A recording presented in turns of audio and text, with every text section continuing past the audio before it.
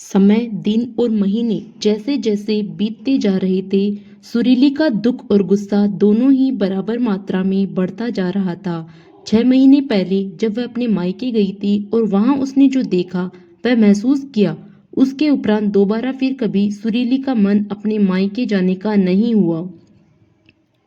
इस बात को पूरे 6 महीने बीत चुके हैं, लेकिन आज भी सुरीली अपनी माँ से खफा है। माँ, बाबूजी, भाई और यहाँ तक कि उसके भाई की पत्नी कनक ने भी कई बार सुरीली से घर न आने का कारण जानना चाहा, लेकिन उसने कभी भी किसी से अपने दिल की बात नहीं कही, बस अंदर ही अंदर परेशान होती रही। सुरीली ने तो कभी सपने में भी नहीं सोचा था कि बहू के आते ही माँ के व्यवहार में इतना बदलाव आ जाएगा। उसे अपने ही घर में अपनी ही माँ पराई लगने लगेगी। माना कि उसका भाई सारांश माँ बाबूजी का अकेला बेटा है और अब माँ बाबूजी को सारांश और उसकी पत्नी के साथ ही रहना है, लेकिन वह भी तो उनकी एक ही बेटी है। भाई सारांश की शादी से पहले तक सुरीली को ऐसा कभी नहीं लगा कि माँ या बाबूजी उससे कम स्नेह रखते हैं। बावजूद इसके कि सारांश सुरीली से छोटा था, परंतु कनक के आने के पश्चात जब सुरीली अपने मायके पहुंची तो उसने घर और अपनी माँ के व्यवहार में कई परिवर्तन देखे। माँ का अपनी बहू कनक के प्रति अत्यधिक स्नेह व परवाह देख सुरीली को बिल्कुल भी अच्छा नहीं लगा और वह चिढ़ गई थी।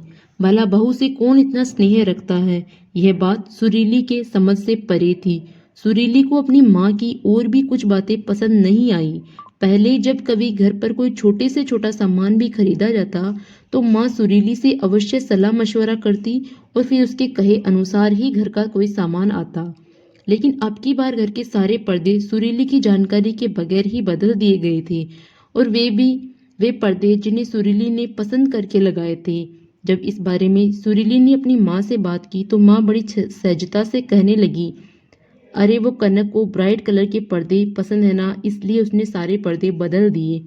मैंने ही कहा उसे बदल दो यदि तुम्हें पसंद नहीं है, आखिर अब यह तुम्हारा ही घर है। माँ का ऐसा कहना न जाने क्यों सुरीली को अंदर तक चुभ गया। उसे ऐसा लगा जैसे मायके से उसकी पकड़ ढीली पड़ती जा रही है। अभी सुरीली को मायके आए चंद घंटे ही हुए थे कि सुरीली से कनक बोली, दीदी आपको आलू चाट बहुत पसंद है ना, मैंने सारी तैयारी कर रखी है, आपके लिए बनाकर ले आऊं। यह सुन सुरीली को थोड़ा अच्छा लगा और वह तनकर बोली, हाँ बना लाओ। और साथ ही साथ सुरीली ने रात के खाने का मेन्यू लिस्ट भी कनक को बता दिया।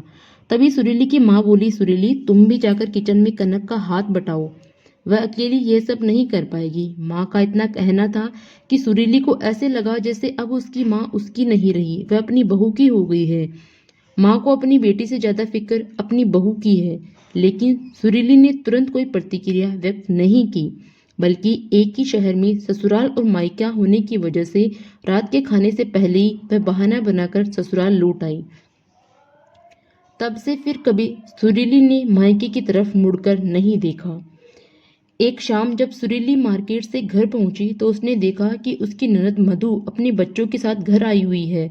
यह देख सुरीली अंदर ही अंदर कसमसा कर रह गई। मधु का आना उसे कतई पसंद नहीं था, और उससे भी अधिक मधु का यहाँ आकर अनावश्यक हस्तक्षेप करना तो सुरीली को बिल्कुल भी नहीं भाता था। मधु का ऐसा व्यवहार सुरीली को अपनी अस्तित्वहीनता का बोध कराता था। अक्सर मधु का बेतकल्लुफ होना, अपने बच्चों की सारी जिम्मेदारी सुरीली पर डालकर आराम से बतियाना, अपनी सहेलियों से मिलने और घूमने चले जाना, यह सब सुरीली को परेशान करता था, क्योंकि मधु के ऐसा करने से सुरीली पर घर के सारे काम का बोझ आ जाता। ऐसे ही कई छोटे छोटे कारणों के चलते मधु और सुरीली के मध्य तनाव बना रहता था। मधु को देख सुरीली कुछ कहे बगैर ही सीधे किचन की ओर चली गई, क्योंकि वह जानती थी कि थोड़ी ही देर में मधु और उसके बच्चों की फरमाइशें की झड़ी लगा देंगे। जैसे ही सुरीली किचन में गई, उसका पारा चढ़ गया और वह तमतमाती हुई किचन से बाहर आकर अपनी सासू माँ से बोली, अम्मा जी किचन का पूरा सेटअप किसने चेंज किया है। सासू माँ कुछ कहती उससे पूर्व ही उनके करीब बैठी मधु बोल पड़ी, भाभी लुक वाइज किचन का सेटअप बिल्कुल भी अच्छा नहीं लग रहा था, और फ्रिज की वजह से किचन कंजेस्टेड लग रहा था, और माइक्रोवेव भी सही जगह पर नहीं था, इसलिए मैंने ही सबकी जगह बदल दी है। मधु का इतना कहना था कि सुरीली और मधु के बीच कहासुनी हो गई। सुरीली गुस्से से अपने कमरे में आ गई और आंसू बहाने लगी। माँ से वैसे ही सुरीली नाराज चल रही थी, सो उसने अपने बाबूजी को फोन कर सारा वृत्तांत कह सुनाया। धैर्यपूर्वक सुरीली को सुनने के पश्चात बाबूजी बोले, किसी भी माँ या सास के लिए अपनी बेटी और बहू दोनों के मध्य सामंजस्य स्थापित करवाना इतना आसान नहीं होता। मायके में जितना अधिकार बेटी का होता है, उतना ही हक बहू का भी होता है। तुम्हारी माँ तो हमेशा से चाहती थी कि कनक और तुम मिलजुल कर रहो। तुम्हारा आना कभी कनक को ना खटके और मायके में तुम्हारा सम्मान बना रहे। और उसने तो ऐसा करने का प्रयास भी किया था, लेकिन नतीजा ये हुआ कि तुम नाराज होकर चली गई। क्या ये मैं नहीं जानता? बाबूजी से ये सब सुन सुरीली को अपनी सोच पर पछतावा हुआ। उसके मन में अपनी माँ के प्रति जो गुस्सा और गलतफहमी थी, अब वह दूर हो गई थी। सुरीली ने यह भी समझ गई थी कि माँ उससे कितना प्यार करती है। मायके में उसका मान बना रहे, इसलिए माँ ऐसा बर्ताव कर रही थी। सुरीली को इस बात का भी एहसास हो गया कि ननद और भाभी का रिश्ता दो प्रतिद्वंदियों का नहीं होता, बल्कि यह एक बहुत ही खूबसूरत और प्यारा रिश्ता होता है, जिसमें ईर्ष्या द्वेष के लिए कोई स्थान नहीं होना चाहिए, क्योंकि बेटी और बहू दोनों का ही घर में समान महत्व होता है। सुरीली के दिल और दिमाग में लगे जाले अब साफ हो गए थे। वह खुशी खुशी मायके जाने को तैयार हो गई थी। साथ ही ननद मधु के संग भी वह अपने रिश्ते सुधारने का संकल्प लेकर अपने कमरे से बाहर आ गई थी। Thank you.